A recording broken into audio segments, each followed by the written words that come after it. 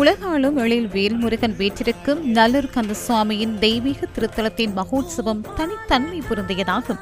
நல்லூர் பதியில் வீற்றிருந்து அருளாட்சி புரியும் கந்த பெருமானின் பெருந்திருவிழாவின் 2ஆம் நாள் உற்சவத்தை முன்னிட்டு இன்று காலை வசந்த மண்டப பூஜைகள் நடைபெற்றன.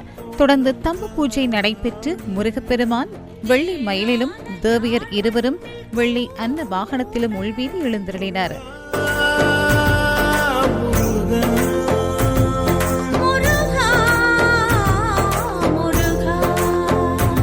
நல்லூர் கந்தசுவாமி ஆலயத்தின் 2ஆம் நாள் திருவிழாவின் வெளிவீதி உலா விசேட பூஜைகளை அடுத்து இன்று மாலை இடம்பெற்றது. முருகப்பெருமான் வெள்ளை மயில் வாகனத்திலும் வெள்ளை தெய்வான இருவரும் வெள்ளை அன்ன வாகனத்திலும் எழுந்தருளி வெளிவீதி வலம் வந்த தெய்வீக காட்சியை காண்பதற்கு பக்தர்கள் அலையென திரண்டிருந்தனர்.